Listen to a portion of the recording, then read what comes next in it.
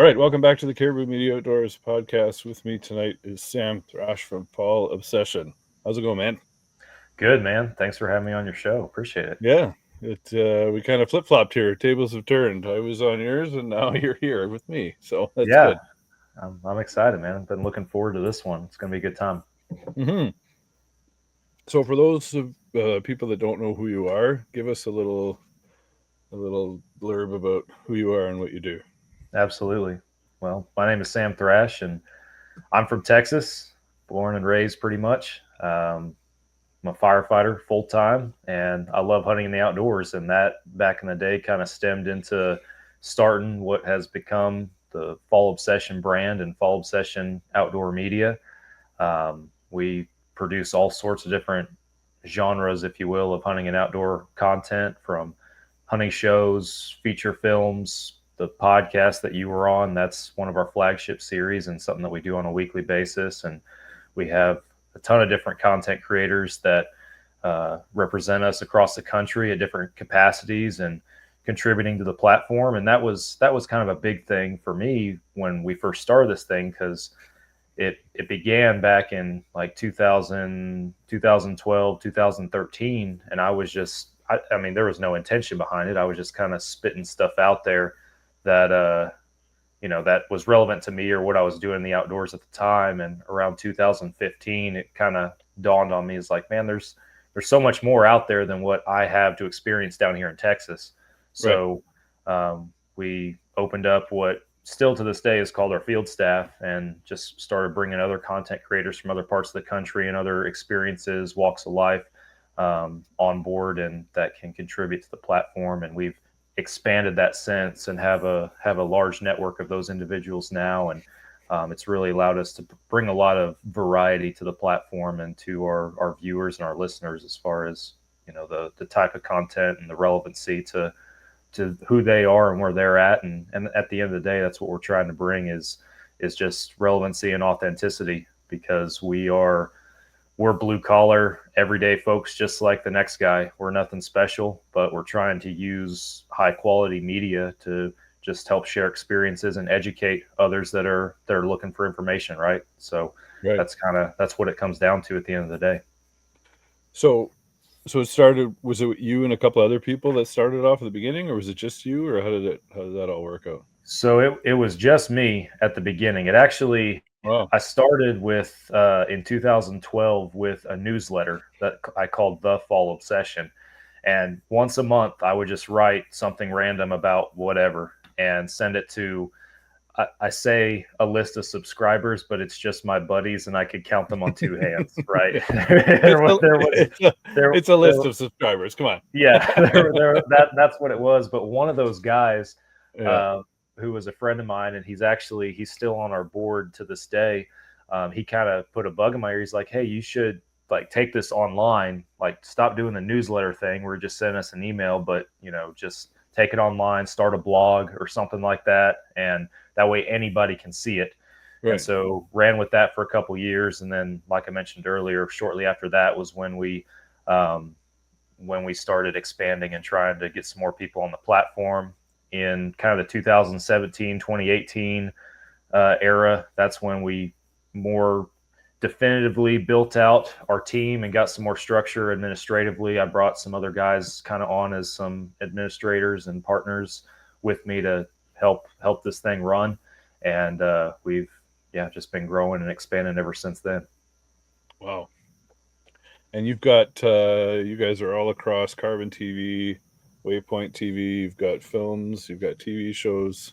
So is that just you're allowing people who have joined your group to, if they so happen to start a show like that, they just come under your umbrella, or how does that? So there's some vetting to it that comes with that.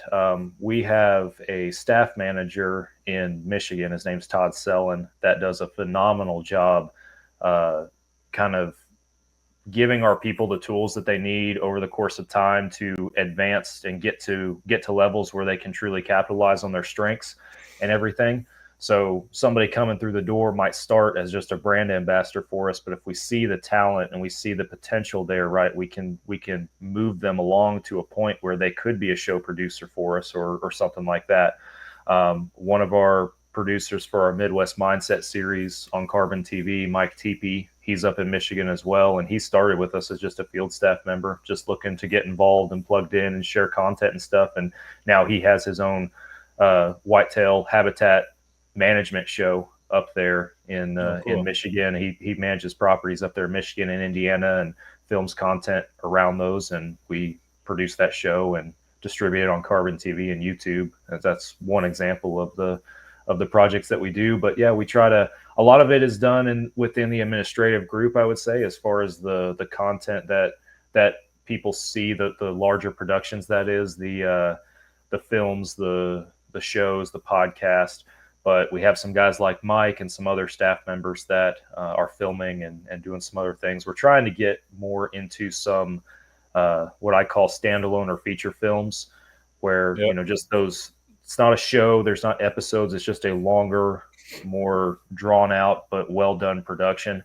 And so our staff, they go on. We have multiple different hunts throughout the year.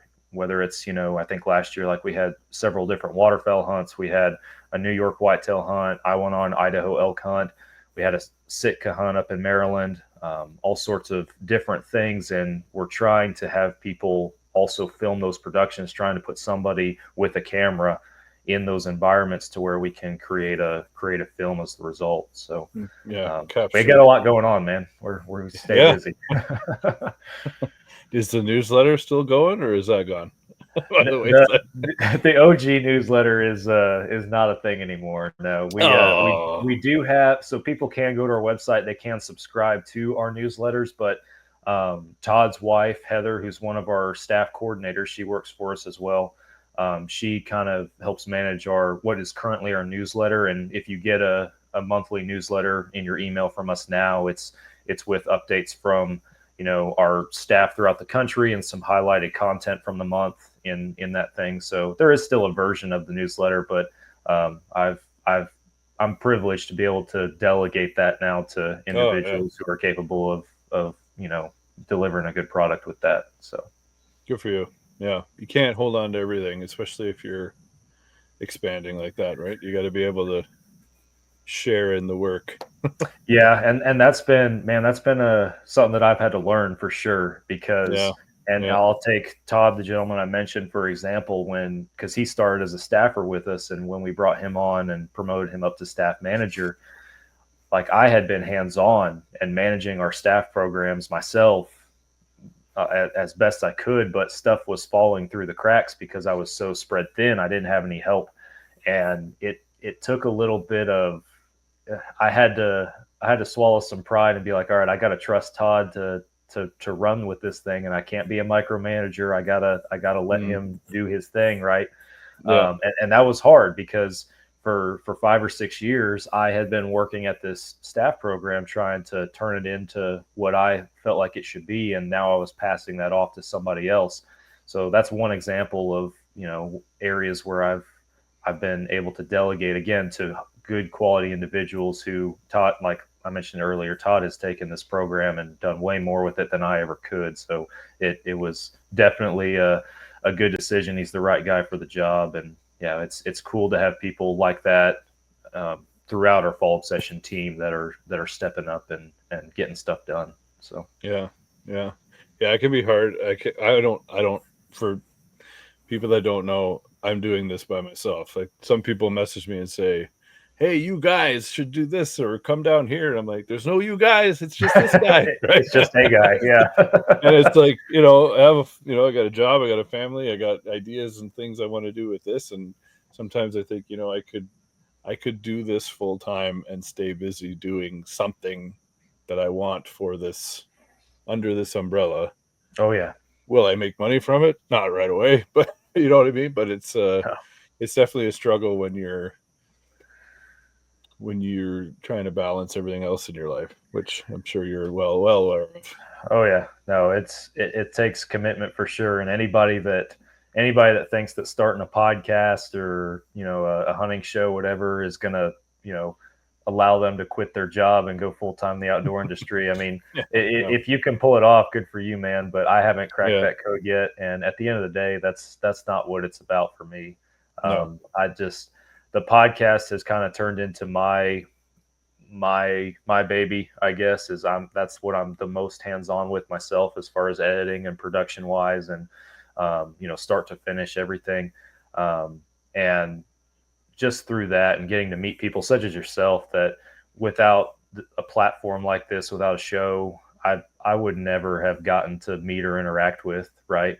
hmm And I mean, we got 230 something episodes online, and that's 200 something people that I've had the privilege to get to know and talk to, on about hunting in the outdoors, that again I wouldn't have gotten to otherwise. So there's other value in it than just monetary, in my opinion. You oh get yeah, get to meet some cool people, get some cool experiences. All of the non-resident hunts that I've gotten to go on probably wouldn't have happened if it weren't for this brand. So it's pretty cool to just have those opportunities and to see it turn into something. And it's not just me; it's our entire team, to where they have the chance to get together and go on these different hunts in different states, and uh, experience things they wouldn't have gotten to otherwise. So yeah. Like it's all about the experience. It's just like when you go out on a hunt. It's not about the end result. It's about every step that you take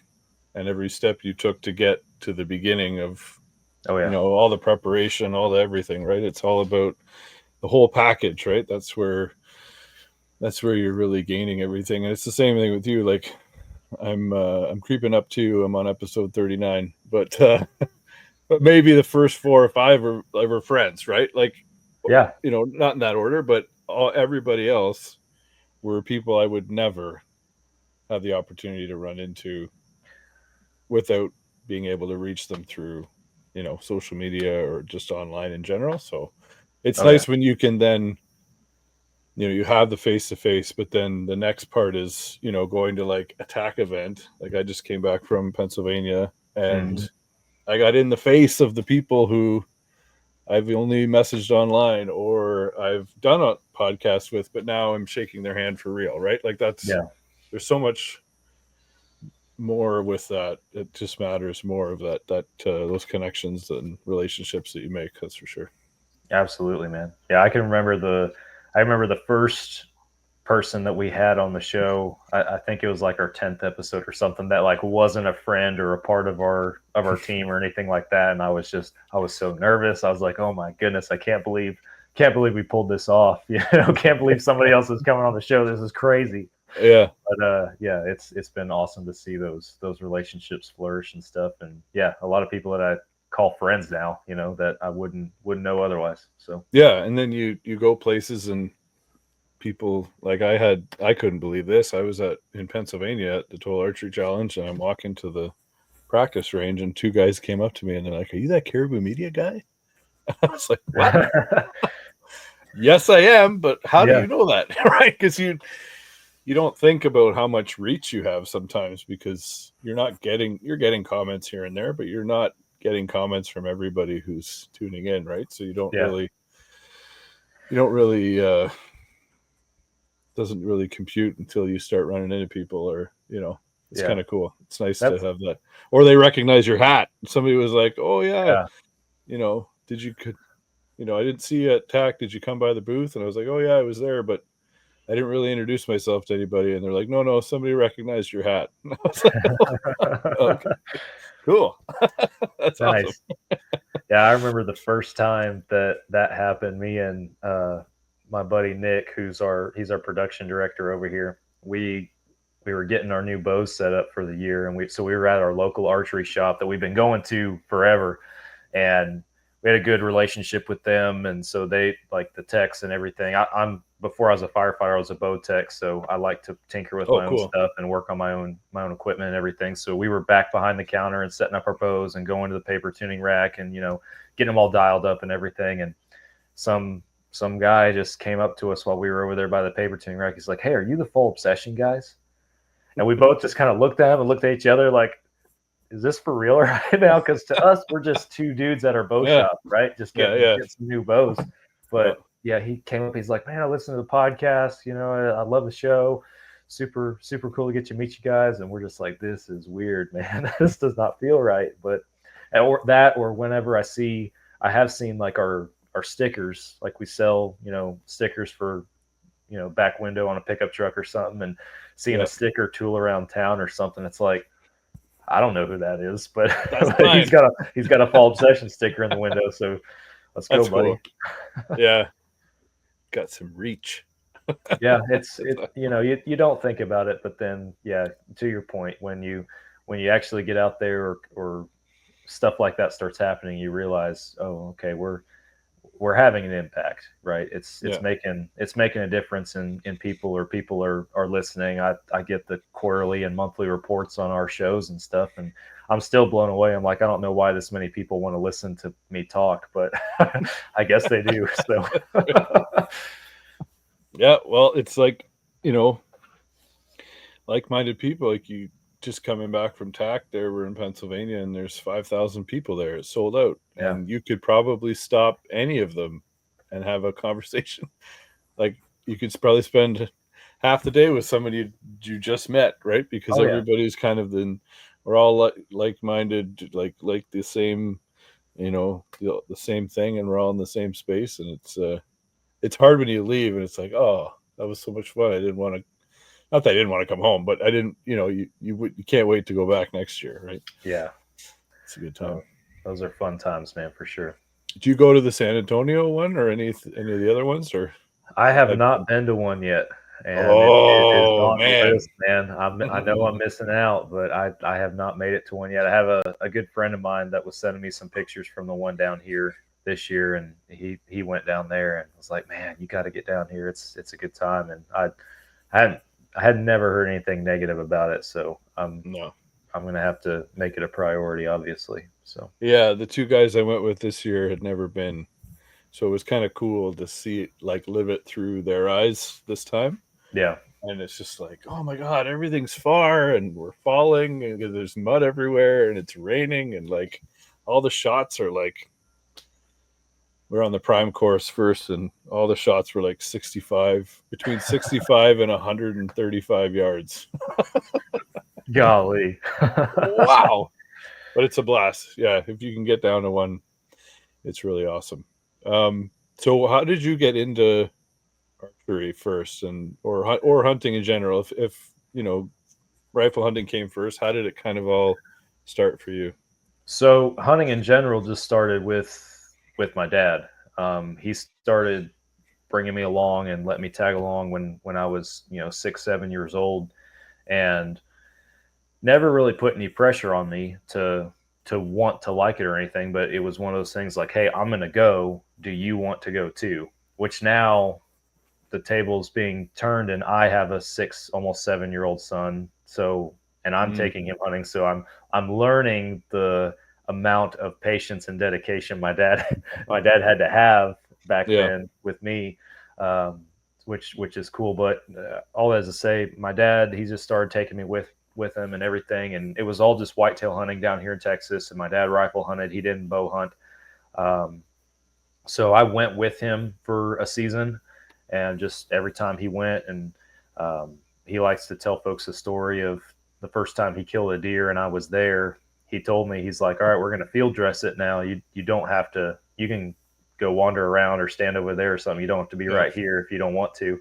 And he likes to talk about how I started way away, and next thing you know, I'm like over his shoulder watching him and everything, super interested in all that. So I got a bug for it pretty early on. That the following year, I was 7 or 8, I think, and that's when I started actually hunting. He bought me a little youth model 243 rifle, and that's what I killed my first deer with, and went at it after that. And the archery thing, you know, we would always, my dad had a healthy library of the old like Monster Bucks videos and VHS tapes and all that kind of stuff. So before hunting season, in the weeks leading up to it, we would always watch a bunch of hunting shows, and I am watching all these guys on those videos archery hunt.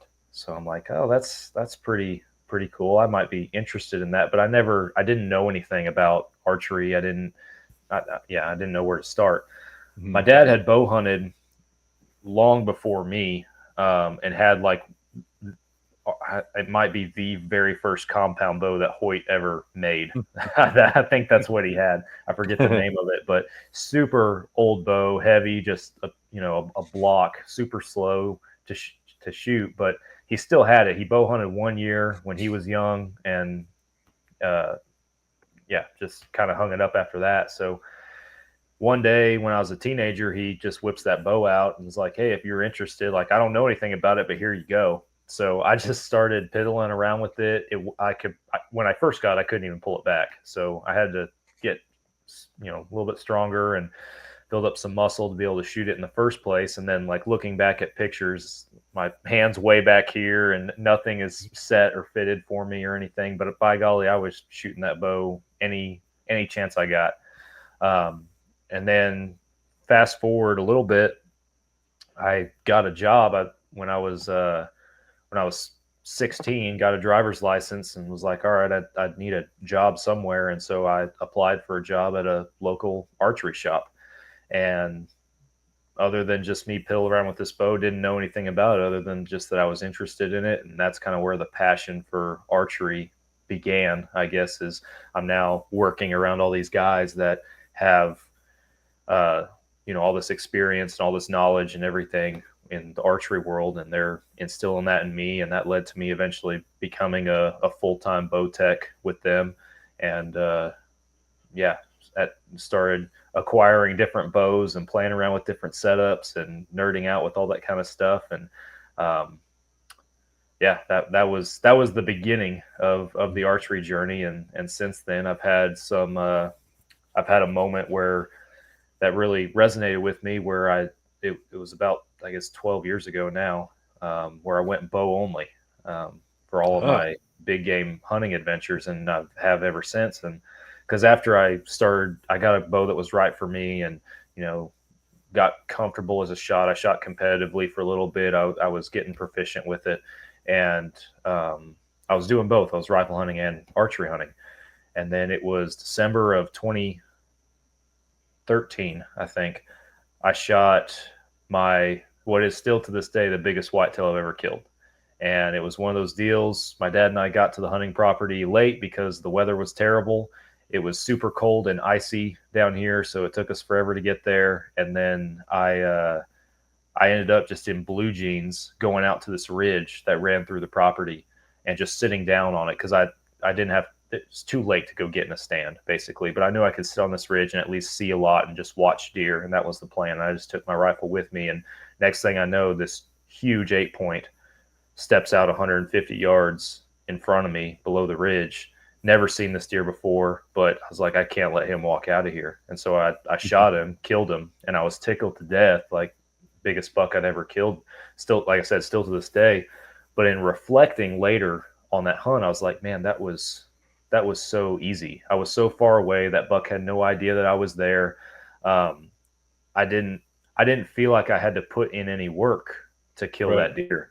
So that's what led to me the following seasons and ever since going archery only, because I want to put in that work. I want to be close. I want to, have to work to get close, and then have to work sometimes to even get a shot.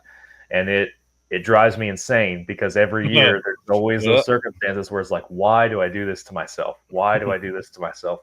But I love it too much. I don't know. I'm addicted to it. So you're not alone. We all think that way.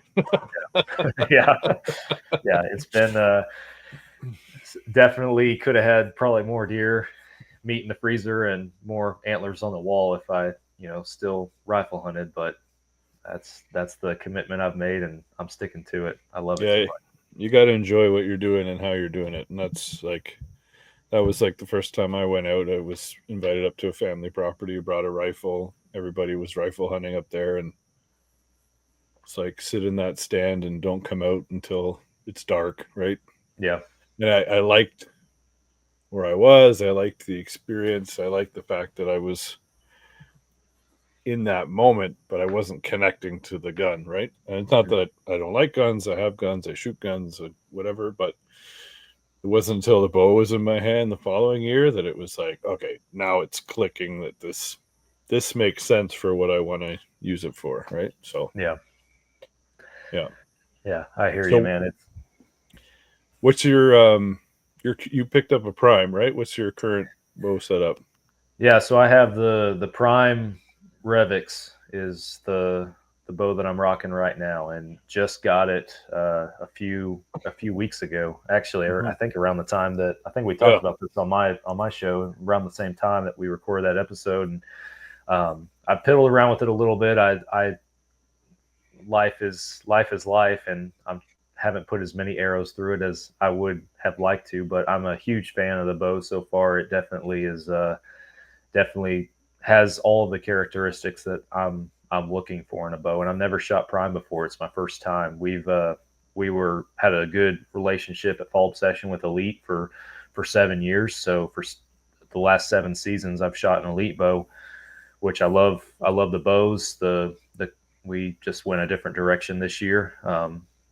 Mutual on that part for both of us. And um, yeah, kind of use the opportunity to let's try something new, because before Elite I'd shot Matthews and I'd shot Hoyt for a long time.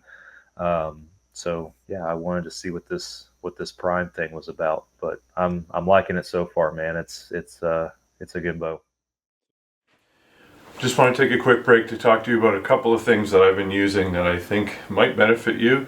One is this Numa Outdoors gear. This is in their Kaza OV pattern, which is great whitetail pattern when you're up in a tree in the fall and late season.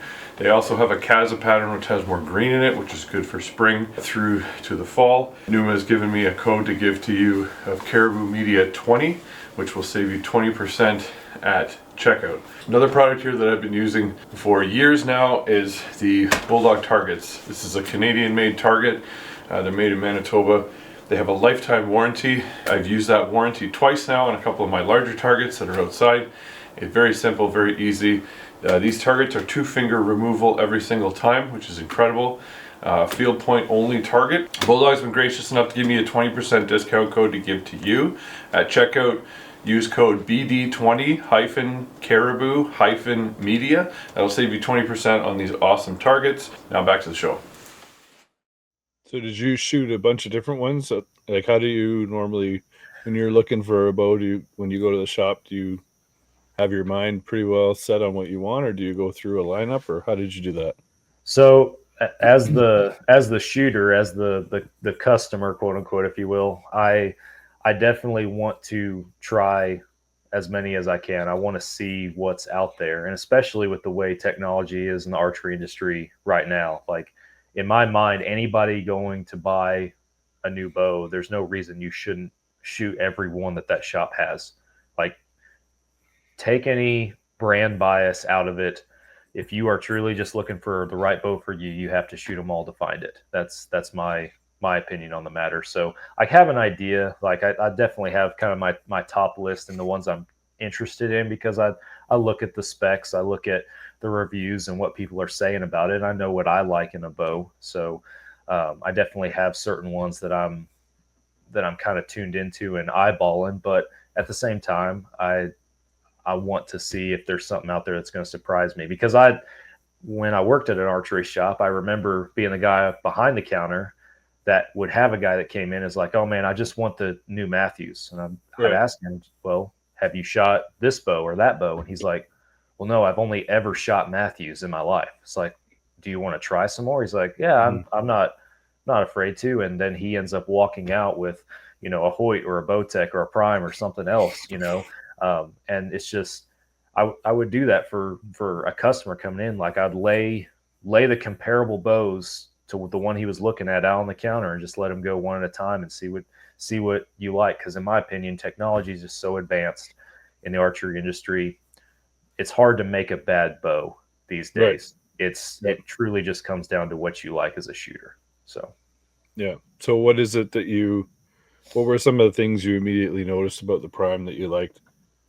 So the draw cycle was incredibly smooth compared to my Elite, and I did not dislike my Elite. I shot an Omnia before the Revix, but The draw cycle I thought was not quite as aggressive, especially when you're coming into the valley and then into the back wall as the elite.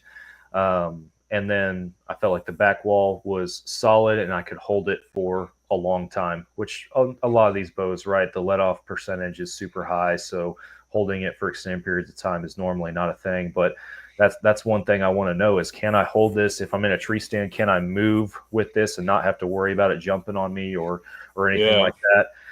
And then how does the bow react when I actually release the arrow? I know that if I'm shooting a bare bow, no accessories on it, and I feel a little bit of hand vibration or something in the grip, I'm not too worried about that personally, because I know once I start weighting it down with my sights and my stabilizers and everything like that, that's going to go away. That shock is going to be distributed throughout the bow, and I'm not going to feel it as much. But I don't want, me personally, I don't want that bow to move when I release the arrow. I want it to be dead still in my hand. That's what I'm looking for and everything. And I found all those things in that prime for sure. And again, there were other bows in the shop that had similar characteristics to them. They're very similar, but at the end of the day, that prime was the one that I would pick up and just feel like, okay, like I feel like I'm going to be just center bullseye with this thing every single time. I have no doubts about this bow. I'm not questioning anything. It feels right. And so that's what I went with. Yeah, the stability is like, you can talk all day long about it until somebody just has to get it in their hand and to figure out what you're talking about, because it doesn't move. Like, it's a lot of them will rock forward or will move slightly, but it's just dead nuts straight all the time. Like, they're And incredible. I'm picky about like how I run my stabilizers and the weight distribution of my accessories on the bow too, because I'm if you put it, for example, it's too heavy of a sight on that bow and you don't have a comparable weight on the bottom side of the bow, then it could rock forward like that, or that's going to be the natural reaction of the bow when you shoot and everything. And I don't care for that. I want it to be dead still. I don't shoot with the wrist strap or anything. I've never been a fan personally of the wrist strap. So, and I have a very light grip myself on the bow, and because of that, I want that bow to just sit there, and not try to jump or move anywhere when I shoot.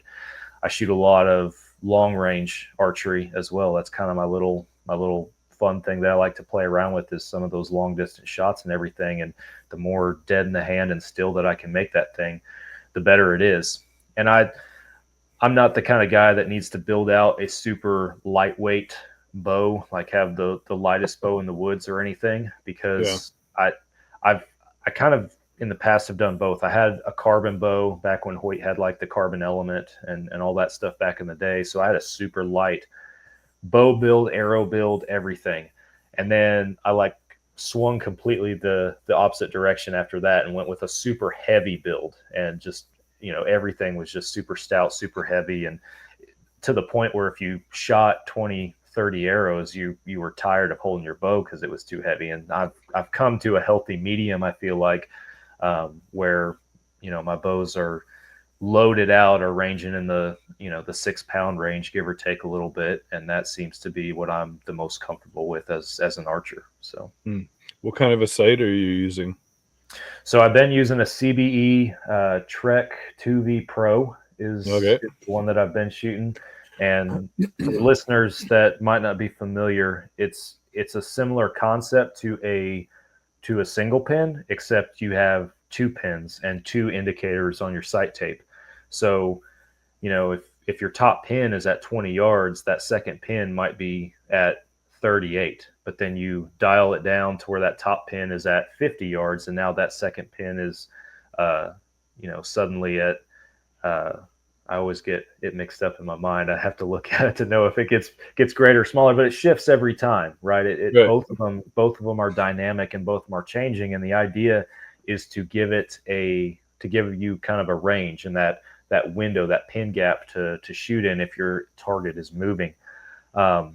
Previously, I've always run a 5 pin slider, like 5 pins, and that bottom pin's your floater. So, Yeah. 20 through 60, and then you can start dialing it on that bottom pin if you need longer. And I wanted less clutter, so I tried this, and I really wasn't sure if I liked it because I'm just not a huge single pin guy, never have been. So this was Right. definitely kind of me stepping outside of my comfort zone. Um, Whenever it comes time to put a new sight on there, I don't know if I'll do it again. I'm comfortable with it as an archer now, but I might try like a 3 pin with that bottom pin being a floater or something like that next time. I am looking at those, kind of eyeballing those dialed sights. Those are pretty sweet, man. So Yep. you got one behind you there? Yeah, I do. I do. I was just gonna say I was always a horizontal pin guy, black gold. I had the black gold rush when I started. 2040, 20 through 60, never moved. And then I was getting pretty good out to 60 and I wanted to get more of a movement going. So I went to the Trek Pro, the CBE Trek Pro Micro 3V. So I had the 3 pins on the one post. Friends of mine were saying, don't get a horizontal, try the vertical. You're going to like it. It cleans up your sight picture. It's really good. So I went on a limb and tried it, and I really do like it. With the dialed, the 3 pins, they're not like with yours. Can you move both pins on the post, or are they fixed? They're fixed. They're fixed. Okay. So I'm trying to remember. I think the 3V, you could move the first one and the third one, but the second one didn't move. Okay, I got you. But these with the dialed, for the vertical ones, they don't move. So when you set it up to whatever your specs are, your first one's always going to be, well, whatever you set it up, but usually is 20. And then I think mine is like 20, 40, and 52 or something. That's just how it worked out with my arrow weight. And at first I was like, I was so used to the whole numbers, right?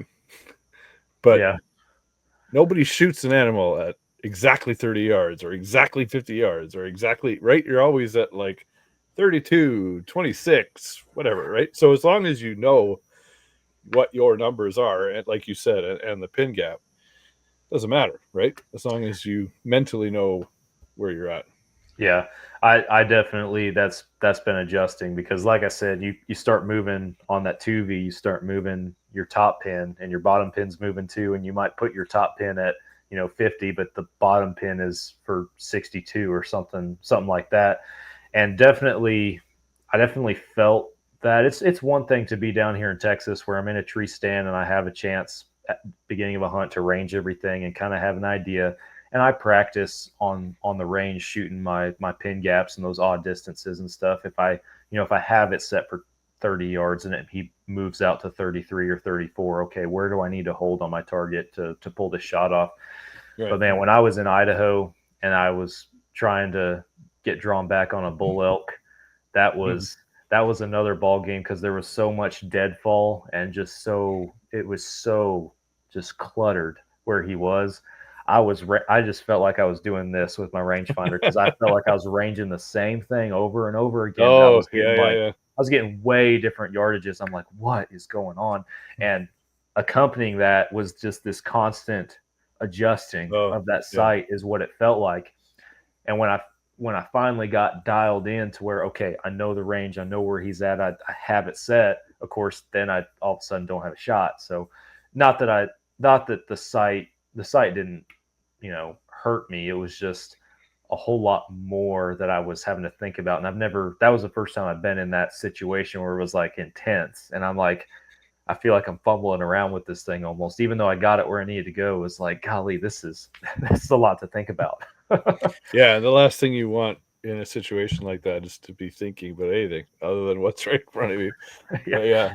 So, I, I guess it helped keep my buck or my elk fever down a little bit. I guess because I was having to think about too much stuff. so oh, tight space in here. There we go. I'll try to Nice. explain because not everybody's going to be watching this, but the angled rail here is amazing because it allows you to reach out farther distances. So the sight tape goes up to 100, but I can go well past that before I'm hitting any kind of Before you have clear. contact, yeah. So you can go through dialed and give them your specs, and they'll make you either you figure it out yourself and mark the other marks, or they can make you a longer tape that goes well past that. There's two. You've got dual tapes. So if say you did like 3D archery on the off season and you shot a different arrow, you could have your hunting arrow on this tape and you could have your other arrow on this tape, whatever you want to do. One of my favorite things is the bubble is at the top. I do like that. And not only is it at the top, it's literally like shoved into the housing. So it's not like here at the top. Yeah, it's not obstructing your picture. Yeah. Right. It's right up there. It's pretty cool. And it's got a locking thing on it. It's just awesome. And everything's Cerakoted, so they're both like bulletproof. Yeah, I've been looking at them pretty hard, man, and thinking about making the switch for sure. They have everything that I like. And they got about 4,000 SKUs, so you can make it however you want. You want a color, you want, like a friend of mine bought one at TAC, and he got the black, the main body of it's black, but then he got the accented color to match his riser for the dial wheel, and then the housing on the end, and then the attachment point to the bow, so it looks really sharp. Man, you got my brain spinning now because I got that like deep morel green colored riser, and I have black limbs on that prime, and it's sharp, but man, a sight that was color matched to that would be pretty slick. Yeah, you can. My gears going. That's my favorite color, the morel. That's what I ordered my form in, and yeah, you can really do some cool stuff with that for sure. You go on their website, you'll get lost just playing around. You can customize all you want. It's pretty crazy. And the other cool thing is that, like, if you say you bought the dialed now and put it on your prime, and then maybe a few years from now, maybe you want to go back to Matthews and you need a bridge lock. Well, you can just buy the bridge lock attachment for nice. the proof. You don't have to get a whole new sight, right? Or say you wanted to, maybe you don't like the single pin anymore. You want to get the horizontal pins. You can just buy the mag housing on the end and just everything's like plug and play, right? Interchangeable. I like that. So it's pretty cool. Something that'll last for sure. Yeah, they thought of like everything. Go figure. Right? Yeah. So what's your arrow setup like then for hunting now that we know your bow? So I have not gotten away from the Easton Axis arrows. It's probably been, I don't know exactly how many years, but it's pushing 10 years now that I've been running Easton Axis arrows. I've never had bad luck with them. I've never had one break on me, or like every animal that I have killed with an Axis arrow, I have been able to use that arrow again. The only way that I have broken or lost arrows has just been my own doing on a range. Now I work hard to, obviously practice for good ethical shots and get pass-throughs as often as I can. But the Axis just, it's never failed me, man. I love that arrow, and I love still that standard thread size, but you got that 5mm shaft instead. It's a little bit slimmer than just your standard arrow shaft, and I can't, like I said, I just can't get away from it, man. I haven't found anything else that I like that much. Yeah, I think the 5mm is like the hero of the arrow world. Like, it's just Goldilocks. It's perfect, right? Oh, it is perfect, man. Absolutely perfect. Yeah. Yeah, I switched to the 5.0s this year. Okay. And they're amazing. Like, yeah. I kind of went all over the map. I started with the Axis, loved it. Went to the Sonic when it came out. Love those. Those are 6mm. and then these came out, and yeah, they've just been fantastic. So can't go Yeah. wrong. No, I'm a fan for sure, man. I I'm a little I'm not superstitious, but I'm a little stitious, is what I tell folks, And I have my what I call my killing arrows, and Yep. I like to write on them after each kill that one of my arrows has, and just it's one for my own little personal sentimental value, whatever you want to call it. But then two, I also like to see, okay, how many animals has this arrow actually gone through? Um, and I had one, I think, up to seven, and I got so mad because when we moved into the house that we're in now, I had I had killed an animal with that arrow a couple months before, and I had set it on the bench in the garage because I was gonna clean it up and clean the broadhead up and everything. And then with us getting ready to move and then moving, it got lost, and I never Oh, found it. And I was so frustrated. I was like, "No, there's no way I just lost that arrow. That arrow killed like seven animals." that's I right. was I was so It's frustrated got to about be that, somewhere. but yeah, they've never failed me, man. I shot a 300+ pound boar wild pig down here, and just complete pass through with that thing, and it was golden, good to go for another one. It just Wow. they've never failed me. And what do you know the weight? Your typical weight? With my build out, I'm built out to 438 grains is Okay. is what I'm consistently running with that. So And then are you mechanical, fixed blade? Do you go back and forth? What do you like to do? again, I have things in the archery world, just these pieces of equipment, my arrows and my broadheads and stuff that I keep going back to the same thing because it's never failed me. And um, I love these Gravedigger broadheads. They're made by like Bloodsport, I think, is the company that ultimately makes them and everything. Same people that make the Grim Reaper, I believe. Hmm. But these Bloodsport, the or excuse me, the uh, Gravedigger? Gravedigger. Thank you. Golly, I had a brain fart there for a second. But they have a fixed blade, like a 1 inch fixed blade. I prefer the cut on contact, and then offset from that, they have a 2 1/4 inch expandable. So it's a Okay. 4 blade broadhead total, and if the idea is if the mechanical fails, you still have that fixed blade that's going through the animal.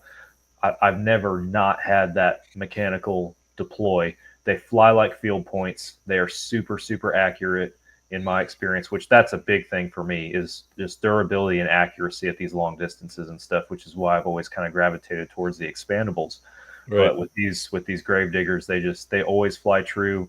They leave just an absolute massive hole through them. Looks like something's dumping a milk jug of blood out this exit wound on the backside, So it's just again one of those things that I just keep going back to. I've shot Rage and G5 and Slick Trick and some of those as well, and had some good, some bad, but I always have grave diggers in my quiver. Like I might have some other broadheads in there I'm messing around with, but I always have grave diggers in there. Nice. Yeah, it's hard to sway from one that is tried and true and hasn't let you down, right? Ah, I, You I'm a I'm a simple guy and a creature of habit, man. Like I'm set in my ways. Nothing wrong with that. Nothing wrong with that. Awesome. Tell us about hunting in Texas, because I know it's going to be different than where some people hunt. I know some of the maybe stereotypes will be everything's private and everything's got a feeder, which I know isn't necessarily true. So why don't you tell us about that? Sure. Well, for me specifically, I'll fit into that stereotype because I do have private land and I do have I do feeders, have right? feeders, But and there's so, nothing, and there's nothing wrong with that whatsoever. Yeah. yeah, so I'll follow it up by saying in the state of Texas, we are allowed to bait. And I've had that argument with people over the years, just as far as baiting in general. Like, is it truly ethical or not? And I think hunting in general, right? There's ethical and non-ethical means to it, but as far as how we hunt in Texas, man, anybody that has never been here that wants to say that hunting a whitetail over a feeder in the state of Texas is unethical, I challenge them to come here on my place and try anything else. I seriously do, because it's just, there are some parts of the country where there's just a certain way that hunting is. I feel like, and that's a big part of Texas. We do have public lands, and the public land hunting can be very good if you are committed to it. Right. Texas is very, very, very saturated on public lands as far as the people that are going out there and doing that, because we've just over time lease prices to be able to acquire private land and hunt on private land just keep going up and up and up. Everybody thinks that their place is worthy of being an outfitter or something, so they're charging an arm and a leg for people to hunt there. So a lot of blue collar hunters are turning to public land, and the ones that are truly committed to it can be very, very successful. But if you're just a weekend warrior that walks a few hundred yards in and calls it good, you're probably going to have a much harder time down here Bumping being shoulders. successful. Yeah, Yeah. and you will probably see several other people out there with you. So I have a good Right. friend of mine. His name's Jesse Johnson. He's actually been on our show before, but he only hunts public land in Texas, and he only hunts with either a like old school muzzle loader or a traditional recurve. Oh wow. And that dude kills more animals than I do. So he is committed to it. He is very, very good at it. He's a good woodsman, and I think at the end of the day, public land success comes down to more of that, on how good of a woodsman are you on top of being just a hunter. I think the people who have that more are more in tune with that are bound to be more successful. But for us, all that kind of getting back to that, like I mentioned, we film one of our shows, Texas Dirt, is filmed on the piece of private that myself and our production director Nick hunt on. The only people hunting on that property are the two of us and our two dads, and any other family or friends that we invite out there. Mm. Very short brush, mesquite trees, cactus, a little bit of cedar. The what you what some people might think of as far as just the Texas scrub brush and that kind of stuff. We just had a turkey hunt down here this spring for some of our fall obsession people, and we had a guy from Indiana and a guy from Minnesota come down that are on our team.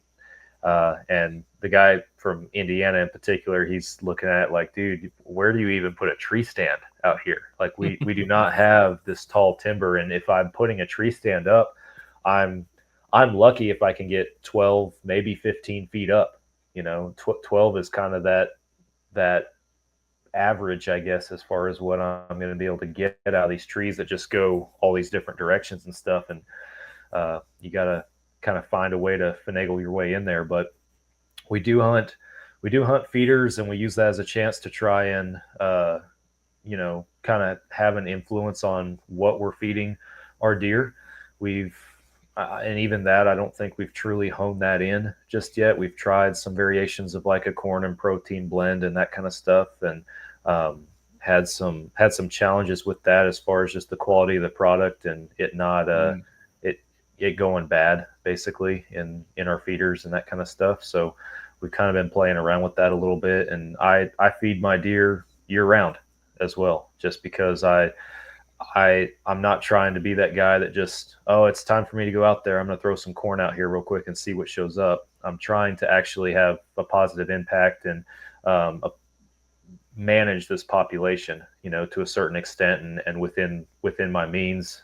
So we try to use that to our advantage. We've been learning with this property. Coming up will be our 5th year on this property, and we started from ground zero. There was nothing hunting related on this land before we got Whoa. there. The deer out there, aside from if they venture over to some of the neighbors' properties, the deer out there had not had a lot of hunting pressure ever. So we were starting from square one as far as our setups, scouting, figuring out where we wanted our stands and our feeders, our food plots, that kind of stuff. One thing that I have learned is I cannot be in a stand that looks at a feeder during the rut.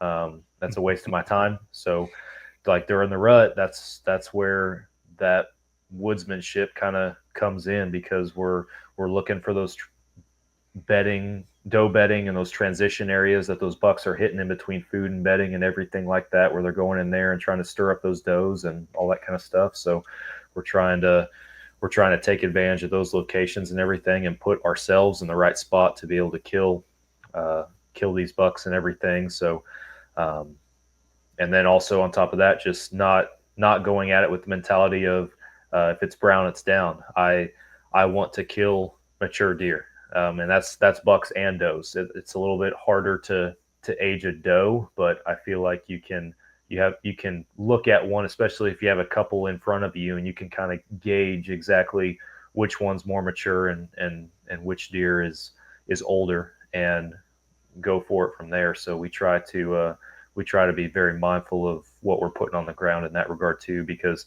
I want to build a healthy and good quality population in the future. And if I'm shooting 2 and 3 year old bucks, then that ain't gonna happen. So Yeah. It's a different world than some other places, and I have been blessed to be able to go out west and go on some different types of hunts out west, and it's been an education for me. Especially, I went on my first out of state hunt in 2018. Never hunted outside the state of Texas before that, so that was an education for me, because no tactics that I'm going to pull down here are going to work in Montana. Right. You know, Yeah, so yeah.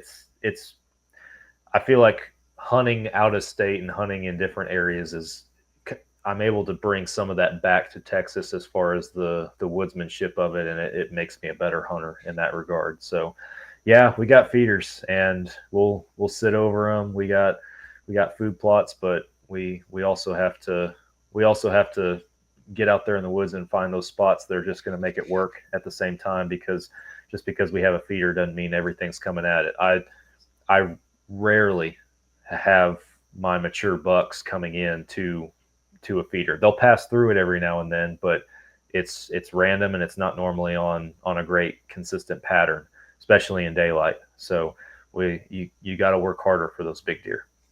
Yeah, that's yeah, you said a lot of good things there.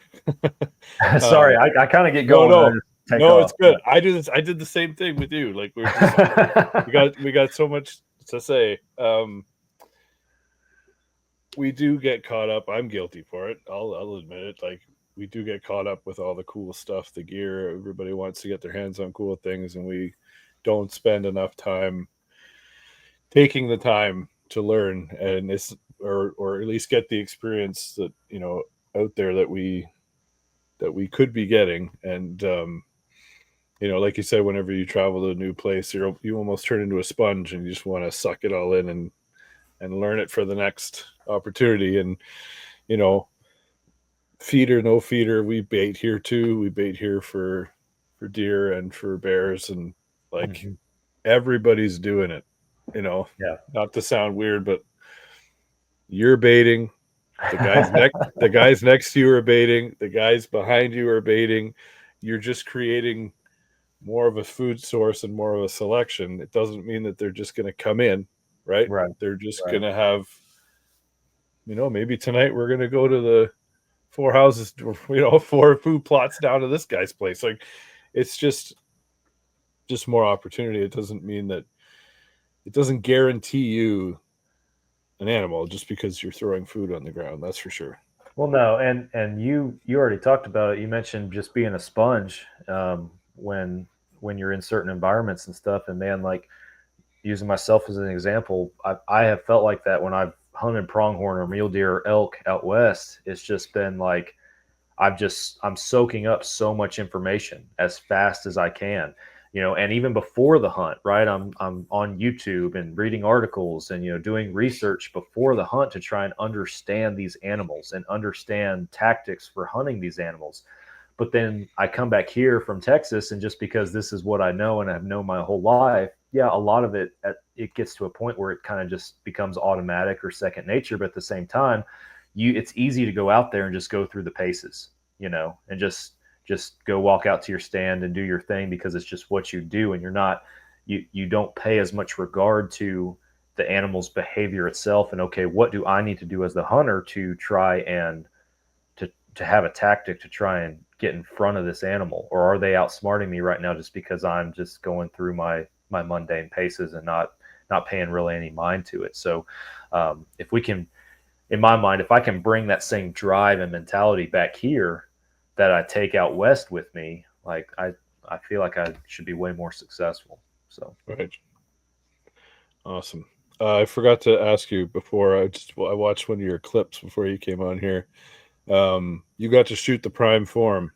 What did you think? uh, man, I love that bow. I really did. It was very similar to like the Revics and some of the other bows that I had in my hand. As far as the things that I like in a bow, it's a little bit lighter, obviously, because they have that, it's that carbon hybrid and everything, a little bit lighter in the hand than Yeah. the full aluminum builds and everything. But yeah, I was a fan. I would have been very, very happy and very content with that bow, just as I am with the one I wound up with. The reason I ended up with the Revics over the form was the shop that we're partnered with, Bear River.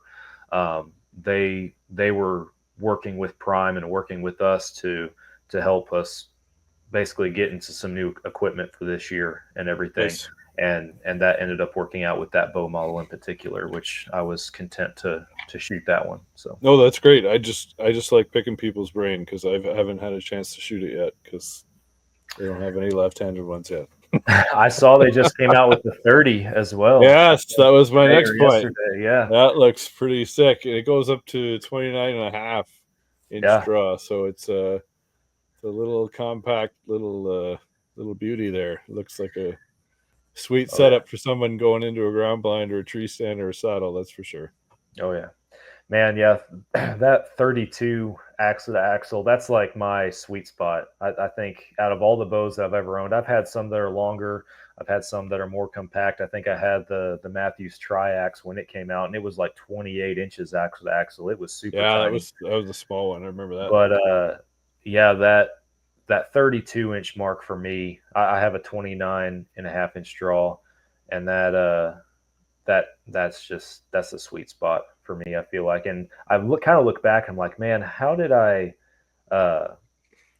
I shoot that triax so comfortably? Because I did enjoy that bow, but it's so tight and compact. And with folks with longer draw lengths, I've always found from just working in a shop that you almost get a little bit more knock pinch when you're at full draw and everything because of the string angle so severe. Right, right. But looking at just the cams that are on Matthews or a lot of bows out there now, the cams are so large that even though your axle to axle might be 28 or 30 or 32 inches, your string angle's more than that, which gives you a wider string angle when it comes down to your knocking point and everything. So I think that's how some of these guys like myself with longer draw lengths are able to get away with some more compact bows, is because those cams are kind of helping us out with those string angles a little bit and giving us a little bit more to work with. They really should be listing the string angle height at full draw. That should be a measurement for sure. It normally adds total between the top and the bottom, it adds, 2 or more inches normally to that angle and everything. So for sure. it can make a difference for sure. Okay, we're getting up to an hour. Just got a couple more things I want to ask you. Yeah. So if you were to talk to yourself way back when you started this thing, would you do anything different? Man, that's a good question. I don't think anybody's not that you've done anything wrong. That's not don't. But is there anything that's happened along the way through this whole journey of yours where you would think, if I could flip myself a little message at the beginning, do this, don't do that, what would you? It doesn't have to be negative. It could be right. No, that's a great question. There's two things that immediately kind of pop into my head. The first one would be intentionality. Just try to be more intentional with your, what you're putting out through this platform and everything, and the direction that you're trying to take it. Because for literally years, it seemed like we were just kind of fumbling around doing whatever we felt like. And if we could have been more intentional early on, I feel like that for all I know, it could have made a difference. And not that it hurt us now, like we're in a great spot now and moving in a great direction. But that would be one, and the other would be just uh, don't be so hesitant to change or try something new. Because I am a little bit of a procrastinator and a little bit hesitant sometimes when it comes to new ideas. And what's funny is our podcast, I didn't want to do it No. when it first got thrown out. Our marketing director and my vice president, Drew, he's up in Minnesota. He was the guy in 2020 that was throwing out, or no, it was 2019. He was throwing out in 2019, like in the fall, like, hey, we should start a podcast. We should start a podcast. And I'm like, no, that's too much work. I don't, I'm not, Absolutely not. yeah, I'm not good at talking to people. I'm not good at any of this. I don't even know where to start with a podcast. I don't listen to a lot of podcasts. I don't know anything about it. And then I finally came around. He actually showed up to we had a staff hunt down here in Texas for a whitetail management, a property that needed some whitetail management. So just shooting a bunch of does and stuff. And he came down for that. And he showed up and he had this little recorder and he handed it to me. He had bought it with his own money. He's like, this is my investment. He's like, we need to start a podcast. Here you go. Do something with it. Pretty much.